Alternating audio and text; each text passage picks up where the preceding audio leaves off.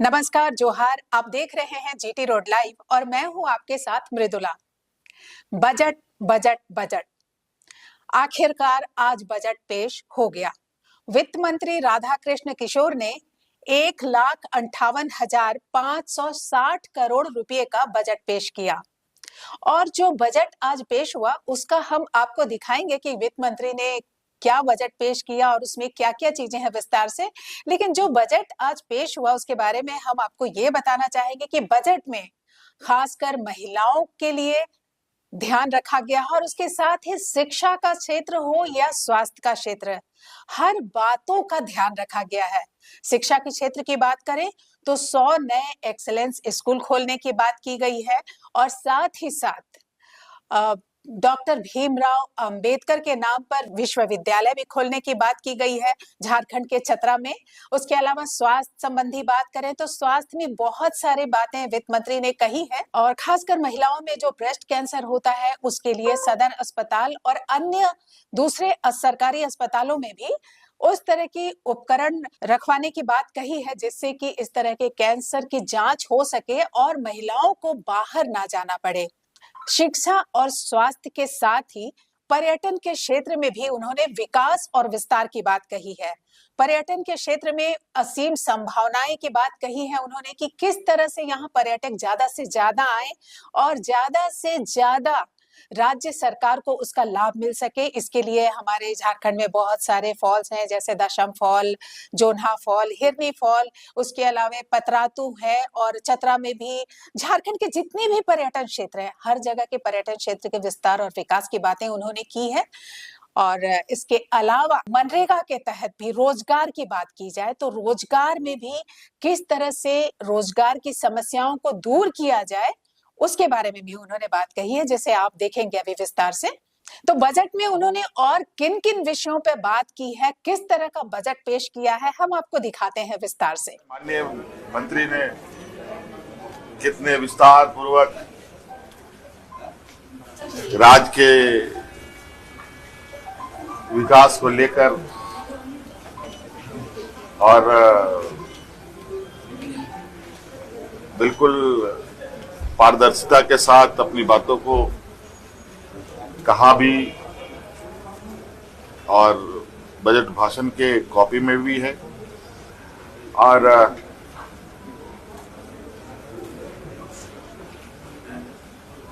इसका परिणाम भी आपको जमीन पर दिखेगा।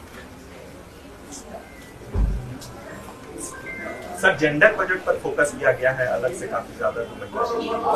समाज के सभी वर्गों को किसको हम लोगों ने नजरअंदाज किया है ये बता दीजिए। कोई छूटा हो तो ये बताएं तो जरूर उस पर हम लोग आप लोगों की भावनाओं को हम लोग ध्यान और उस पर चिंता करेंगे। हम लोगों ने लगभग सभी वर्गों को, सभी क्षेत्र को छूने का प्रयास किया। ऑफलाइन ऑनलाइन मार्केटिंग प्लेटफॉर्म से जोड़ा जाएगा, ये हमारी योजना है। प्रत्येक विधानसभा क्षेत्र में एक lamps PACS cooperative marketing complex का निर्माण कराया जाएगा। 26-27 में 162 करोड़ 20,90,000 रुपये का बजटीय प्रावधान किया गया है। काफ़ी डिटेल में है हमारा जो बजट का प्रोविज़न है। मैं ये एक दो चीज़ मैं कहना चाहूँगा जो काफ़ी महत्वपूर्ण है इस बजट में। जैसा कि हमने सदन के अंदर भी कहा है कि माननीय मुख्यमंत्री जी और हमारे मंत्रिपरिषद के सदस्य और विधानसभा के जो हमारे माननीय सदस्य हैं, सब लोगों की इच्छा थी कि डॉक्टर भीमराव अंबेडकर जी को सम्मान देते हुए इस राज्य में उच्च शिक्षा के लिए विश्वविद्यालय राष्ट्रीय औसत से कम है, तो उसकी भरपाई करने के लिए प्रथम चरण में चतरा जिला मुख्यालय, चूंकि वो जो आप देखेंगे कि चतरा का ही चुनाव क्यों किया गया, तो जो बिहार का बॉर्डरिंग एरिया है, आप गोड्डा से उठाएं चतरा पलामू गढ़वा चले जाएं, तो ये महसूस किया जा रहा था कि बीच में एक यूनिवर्सिटी स्थापित हो। तो माननीय मुख्यमंत्री जी के कुशल निर्देश पर यह प्रावधान किया गया है कि हम लोग आने वाले समय में डॉक्टर भीमराव अंबेडकर जी के नाम पर चतरा जिला मुख्यालय में यूनिवर्सिटी की स्थापना करेंगे। इसी तरह मैंने सदन के अंदर कहा कि ये देखा जा रहा है न सिर्फ झारखंड बल्कि अन्य राज्यों में कैंसर रोग का फैलाव बहुत ही तीव्र गति के साथ हो रहा है। यही स्थिति महिलाओं में ब्रेस्ट कैंसर का भी है। तो सरकार के समक्ष ये जानकारी प्राप्त हुई कि हमारे राज्य में सरकारी मेडिकल कॉलेज हॉस्पिटल में पेट सीटी स्कैन मशीन, जो वो पहचान करता है कैंसर रोग से कौन कितना ग्रसित है, तो पहचान करने वाली मशीन नहीं है। इसके लिए हमारे रोगियों को जाना पड़ता था कोलकाता या फिर दिल्ली। लेकिन ये बजट में प्रावधान किया गया है कि जो हमारा हेल्थ डिपार्टमेंट का बजट एलोकेशन होगा या है, उसमें 200 करोड़ रुपया निकाल करके अलग से, जिसे आप कह सकते हैं कि वो कैंसर बजट के नाम से रखा जाएगा, और हम उससे पेट सीटी स्कैन मशीन इस्टेब्लिश करेंगे। हमारे 5 मेडिकल कॉलेज हॉस्पिटल जो सरकार के मेडिकल कॉलेज हॉस्पिटल है, और राज्य के 24 जिले सदर अस्पताल में हम सभी अस्पतालों में, सदर अस्पतालों में ब्रेस्ट मैमोग्राफी मशीन की भी स्थापना करेंगे। इसी तरह राज्य में 750 अबुआ दवाखाना खोले जाने का लक्ष्य है। और एक चीज बहुत ही अच्छा लग रहा है मुझे ये कहते हुए, पूरे एशिया में पलामू जिला का जो कुंदरी लाह बगान है वो पूरे एशिया का सबसे उत्कृष्ट लाह बगान है, और ये डेड पड़ा हुआ है। मुख्यमंत्री जी, और चूंकि हमारा जिला है तो हम लोगों ने ये विचार किया, हमारे राज्य के तमाम आला अधिकारियों ने ये विचार किया कि उसको पुनर्जीवित करने की आवश्यकता है। इस बजट में हम लोगों ने शामिल किया है कि लघु वन पदार्थ का उन्नयन योजना के अंतर्गत पलामू वन प्रमंडल के कुंदरी लाह फार्म का जीर्णोद्धार किया जाएगा। तो ये प्रोविजन होने से उन लोगों को रोजगार मिलेगा, और जैसा कि हमारे पास एशिया का सबसे उत्कृष्ट किस्म का लाह है, उस पर आधारित हम कई चीज़ों का निर्माण भी कर सकते हैं। मुख्यमंत्री ग्राम सड़क योजना के अंतर्गत 1000 करोड़ रुपए का बजट उपबंध किया गया है। ग्राम सेतु, मुख्यमंत्री ग्राम सेतु योजना के तहत 26-27 में 730 करोड़ का, वर्ल्ड इकोनॉमिक फोरम मंच के माध्यम से झारखंड ने 1,24,230 करोड़ के निवेश प्रस्ताव प्राप्त किए, जिनसे स्टील, एनर्जी, विनिर्माण और अवसंरचना क्षेत्र में लगभग 45,000 रोजगार अवसर सृजित होने का लक्ष्य है। उसके बाद फोकस है कि हम लोगों ने ये देखा है कि हमारे पास खनिज संपदा है, हम उस पर आधारित अपने रेवेन्यू कलेक्शन को बढ़ा सकते हैं, लेकिन पर्यटन एक महत्वपूर्ण है। आप देश के कई ऐसे राज्य हैं जो पर्यटन के माध्यम से अपने राजस्व संग्रहण को काफ़ी आगे बढ़ा पाते हैं। हमारे यहाँ तो इसकी प्रबल संभावना है। प्रकृति ने अनुपम उपहार दिया है झारखंड के रूप में हम सबों को। तो ऐसे स्थल को विकसित कर हम अपने रिसोर्सेज को बढ़ाना चाहते हैं, जिसके अंतर्गत मैंने कहा बहुत डिटेल में जाने की आवश्यकता नहीं है कि दसम जलप्रपात, ग्लास ब्रिज, जोन्हा जलप्रपात, ग्लास ब्रिज, रोपवे, रामगढ़ जिला में रजरप्पा में पर्यटकीय विकास के साथ साथ पतरातू में स्काई वॉक, पतरातू जलाशय में सोलर बोट, और इसी तरह पलामू जिला अंतर्गत मलय डैम का टूरिज्म डेवलपमेंट, चतरा जिला में कोलेश्वरी पहाड़ में रोपवे का। तो ये सब चीज़ें हैं। और अंत में हम आपको ये बताते हुए मुझे प्रसन्नता होगी कि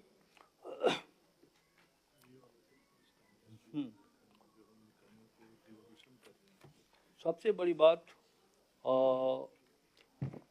आगामी वित्तीय वर्ष यानी कि 26-27 के लिए आउटकम बजट से संबंधित विभागों की योजनाओं के आधार पर जेंडर बजट भी हम लोगों ने तैयार किया है। इस वर्ष 17 विभागों की योजनाओं में से महिलाओं से संबंधित लगभग 232 योजनाओं के आधार पर जेंडर बजट तैयार किया गया, जिसमें 34,211 करोड़ 27 लाख रुपए राशि का उपबंध किया गया। सबसे एक महत्वपूर्ण सूचना इस प्रेस ब्रीफिंग के माध्यम से आपको देनी है कि first time in the history of Jharkhand, यह पहली बार हो रहा है, भारत का संविधान के अनुच्छेद 243 सह पठित 243 वाई के अंतर्गत पंचम राज्य वित्त आयोग प्रथम प्रतिवेदन राज्य सरकार को समर्पित किया गया है। इसके पहले नहीं हुआ था। राज्य सरकार द्वारा आयोग की अनुशंसा पर ऐतिहासिक निर्णय लेते हुए संबंधित वित्तीय वर्ष में प्रतिनिधान डेवल्यूशन के रूप में स्थानीय निकाय को अंतरित की जाने वाली राशि पिछले वित्तीय वर्ष के राज्य के शुद्ध स्वकर राजस्व 4% के रूप में तय किया गया है और इसी के अनुरूप पंचम राज्य वित्त आयोग की अनुशंसा के क्रम में स्थानीय निकायों के लिए वित्तीय वर्ष 24-25 एवं 25-26 में अनुदान की कुल राशि 1,172 करोड़ 66 लाख रुपए निर्धारित की गई है। ये पहला अवसर होगा जो इस प्रकार का राशि का निर्धारण हुआ है। तो विशेष रूप से मैं समझता हूं कि आप सबों को इस बजट की जो मूल बातें हैं वो आप सबों के बीच वितरित हो गई होंगी, हुई है, सबको हो गई हैं। और एक चीज मैंने अभी सदन के अंदर कहा कि पता नहीं दूसरे राज्यों में ये व्यवस्था है कि नहीं, लेकिन हम कोई कर्ज लेकर के, बाजार से ऋण लेकर के हम अपने आने वाले पीढ़ियों के माथे पर कर्ज छोड़ना नहीं चाहते।